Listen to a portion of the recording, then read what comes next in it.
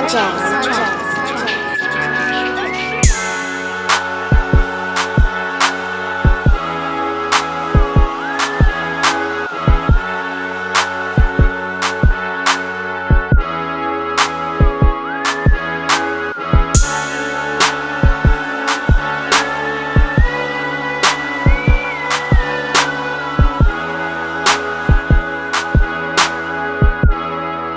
going on, YouTube? We back in the Low Key Cave, Keyshawn Nimes YouTube page, aka Mr. Low Key, and we back with another TV show review. And we got WUTANG, an American Saga Season 2, Episode 5 review. Pretty much we're getting into the process of the Wu-Tang Clan, Bobby, aka RZA, Ghostface, Dennis, Ghostface, Raekwon, Jizza, ODB, like You God, Method Man. We in the process of them building, not only them getting together, because last week, on the boat, we finally had, we were getting to a point of Ghostface and Raekwon reconciling and actually them being together on the same page, like RZA is trying to get everybody to be. But this episode was very informational for me, honestly, because you got to think, today, in the process of doing certain things like just recording. Think about it. You people can have a laptop right now. All they got to do is hook a mic up and certain shit, and they record. You got a song right then and there. Some people got the advantages of being able to mix and master some of their shit right there while they are at home after they done recording, because of so much advanced technology now. But watching the process that Bobby is going through to get all of his group mates together. Not only that, for them to record, but to get them in an environment where they can record, studio, or building their own studio. Not only that, them explaining the whole mix and mastering and shit like this. Not only just a good episode, it's an informational episode for up and coming rappers. I know this, like I said, it's a new day and age, but just the process and the grind they have to go through compared to what's going on today. What's really another informational thing that they going through is showing Divine, Bobby's brother, and the process he's going through, learning the whole industry, the process behind contracts. Man, when they sitting down and talking to that lawyer, bruh, and he talking, and Divine got some of the stuff going down, but then when he started talking about certain shit, it's like, what do you mean by he said performer or some shit like that, and he was like, what the hell is a performer? And I'm like, I'm sitting there looking at him like what the hell is a performer? Like, I'm telling you, man. And the lawyer explaining to him shares and shit, and not to do all of this, and the third with all the group members, and what Bobby's trying to do for the whole group, as far as making sure they got to share it, making sure they able to do what they do, having solo albums or whatnot, the LLC, all of this, man, the process, them having to have the LLC, not only for the group name or whatnot, but for the logo or whatnot.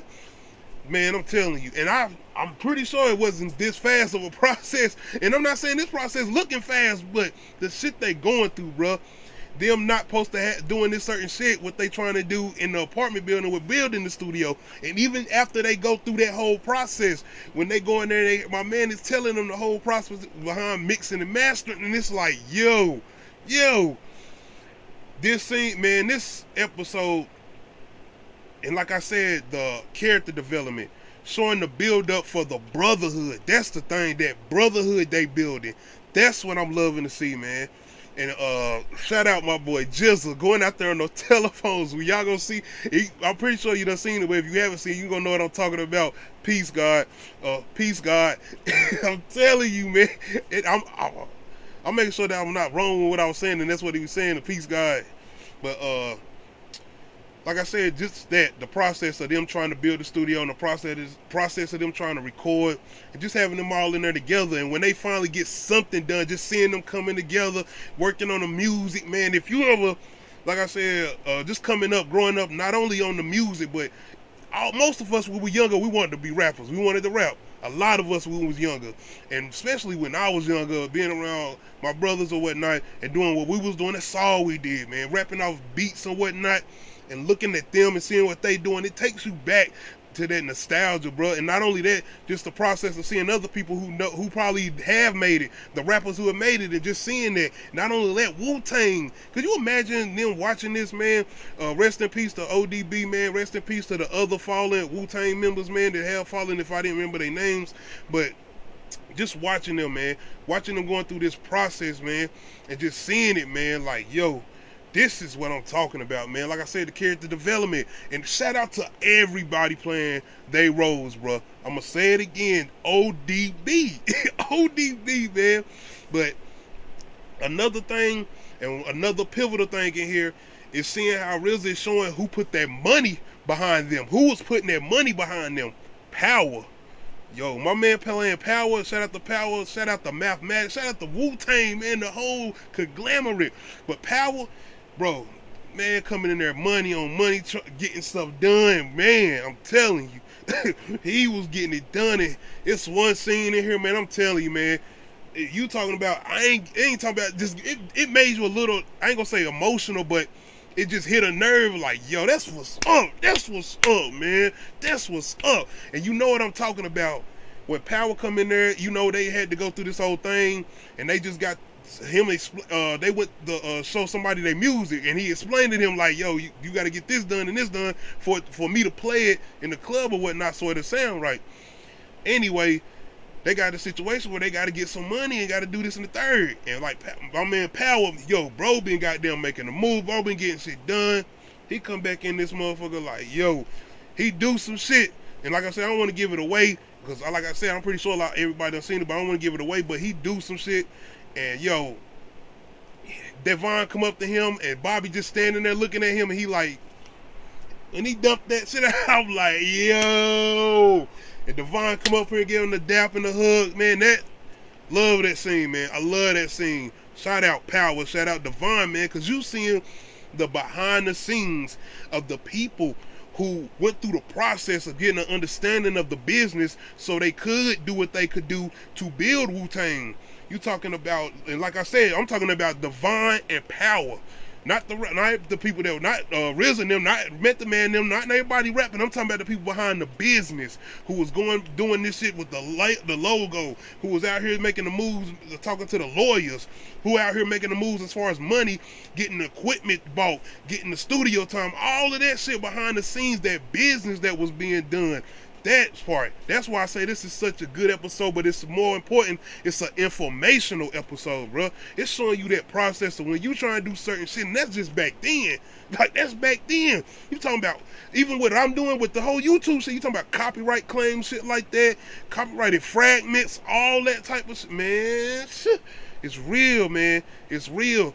And to see what they doing and how they trying to do it, and the way they going about it into every little detail, and the way they doing it with this show, kudos, man. I'm with it, and I'm enjoying it. It ain't boring to me. It's not like I feel like certain people might be like, oh man, I want to see them making it. I want to see them this and the third. And I'm like, yo, this is the process of them making it. This is what I want to see to come up. I want to see them till they get to that point, because when they get to that point, you know, that's when they start to see the downfall. But not Wu-Tang honestly didn't really have a downfall. If anything, because like nigga, they had like that's another thing, bro. This gonna have to be at least like 9 to 10 seasons, nigga. You talking about them having solo albums, the shit that was going on between, that shit that people don't even know. Like I'm saying, bro, because they just now getting started. They ain't even really got in the process of making 36 Chambers yet, to be honest. So to see this, man, this season is better than the first season. Not to say this first season is bad, but I'm enjoying this season a lot more than I'm enjoying the first season. But I think that's because they're getting into the process of making an album, because you know the first season is them doing what they did with RZA, I Love You Raheem, and them going through that whole process. So to see them actually getting into the music, and like I said again, the Easter eggs with the music, yo, I'm gonna say this. I know what I was saying about ODB, as far as the guy playing ODB in here and him still in roles, Dave East, man. What I'm gonna say, I think I said this when I reviewed the last couple episodes, but Dave East is embodying Method Man. He don't just sound like Method Man, he's moving like Method Man. His mannerisms, that's Method Man. I'm telling you, I'm looking at Dave East like, yo, this nigga is Method Man. Cause when they first announced Dave East was playing Method Man, I was like, they had to sit down with him, they had to listen to, like, it's gotta be a good reason they want him as Method Man. But just seeing him, I'm telling you, this season, he is absolutely embodying Method Man. When he is rapping, I'm telling you, I'm like, nigga, did Method Man come and do a voiceover? I'm telling you, but I know it's not Method Man doing the voiceover, it's Dave East. I'm telling you, the man be doing, I can't, like, I'm telling you, man, shout out Dave East, bro.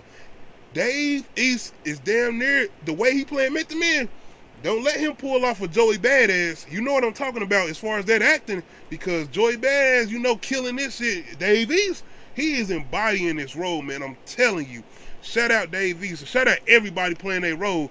Jizza, yo, a boy playing Jizza, he killing it. But Bobby, my man playing RZA Bobby, yo, he definitely embodying RZA, man. The mannerisms, the way he talk, the way his push, his drive, that's RZA. That's RZA. So overall, I enjoyed this episode. I think it's one of the best episodes out of the new season, even though we just now getting to the middle ground of season 2 of WUTANG and American Saga. Overall, though, I enjoyed this episode a lot. Can't wait for the next episode, man. Y'all let me know in the comment section, how are y'all feeling about this recent episode of WUTANG and American Saga Season 2, Episode 5? Did y'all enjoy it as much as me? Did y'all learn a couple things from this? Like I was intaking, because I definitely was learning things. I don't care what nobody say. I was enjoying the episode for entertainment, but also I was learning stuff. But y'all let me know how y'all feel about this episode, man. Hit that like button. Don't forget to leave a comment. Hit that subscribe button. This is the road to 300 subs. Don't forget to hit that notification bell to let you know when I upload new videos, man. We out.